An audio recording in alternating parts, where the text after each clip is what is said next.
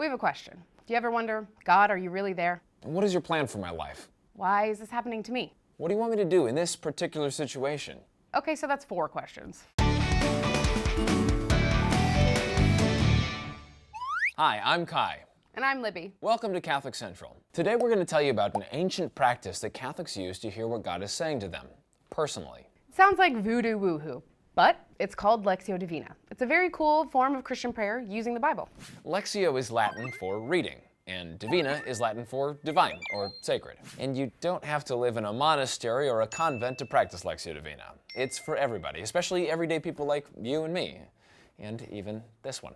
The tradition of sacred reading goes back to the early days of the Catholic Church. Saints like Augustine, Benedict, and John of the Cross practiced it. Non-Catholic Christians, like the famous Protestant preacher John Calvin, also promoted it as a way to grow closer to God. Some people might think it's basically like studying the Bible. But not really. A traditional Bible study is where you examine a particular biblical passage to learn what it means. Now that definitely has value and it can speak to your heart, but that's more like using your intellect. Lectio Divina is more personal than that.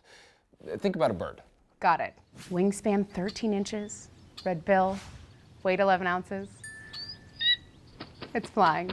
Exactly. You can study a bird's anatomy and bone structure to find out how it works, but that's not the same thing as letting it fly.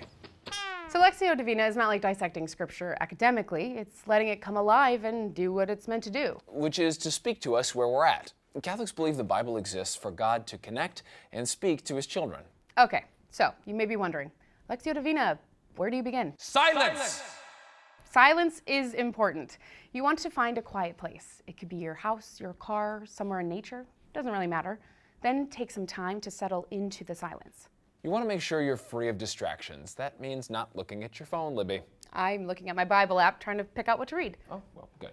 Because then you want to pick a passage. And keep in mind, it doesn't have to be a whole book of the Bible or anything. No, you can also read other spiritual writings, like the writings of the Church Fathers or the stories about the saints. But the Bible is always the best place to start for listening to God. And it's better to start small. Pick a chapter or a few verses, then read it over, either digitally or old school. Okay, I'm picking Psalm 139. Great choice. So, there are 4 main steps to Lectio Divina. Once you're in silence and have chosen what to read, the first step is, well, reading it. Lectio. Read it slowly with an open mind and heart. Go over it a few times. Really take the time to let it sink in. As you're reading it, pay attention to any words or phrases that jump out at you. And sometimes God can say more to you in a few words than in a few chapters. If I say, surely darkness shall hide me, and night shall be my light. Darkness is not dark for you, and night shines as the day. Okay, out of those lines, the word that stands out to me is hide. Which leads to the next step of Lectio Divina, oratio, which means prayer.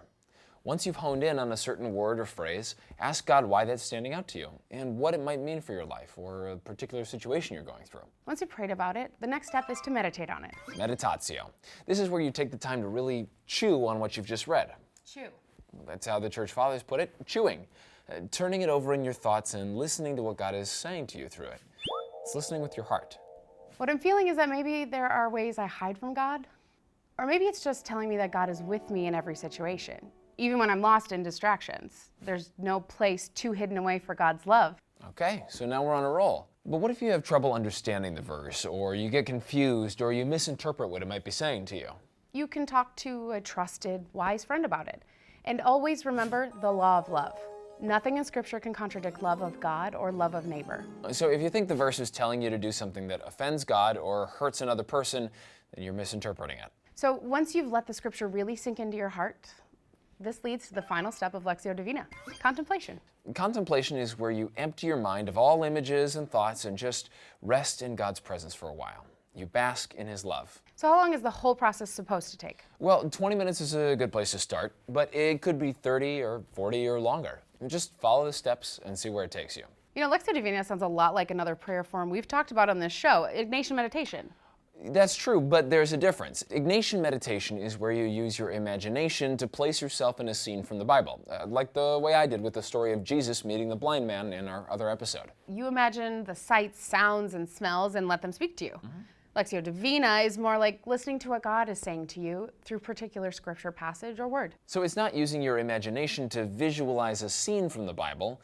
It's more like what St. Augustine said, to look at him who is looking at you.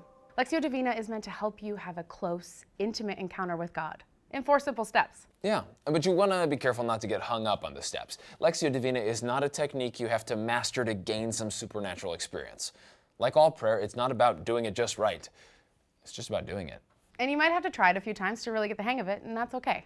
So, to wrap up, Lectio Divina is a simple, unique way to read the Bible and listen to what God is saying to you through a particular passage or verse, or even just a word or two. So, got those big questions? Here are the answers. Reading, Prayer, meditation. contemplation. I'm Libby. Thanks for watching. I'm Kai. See you next time.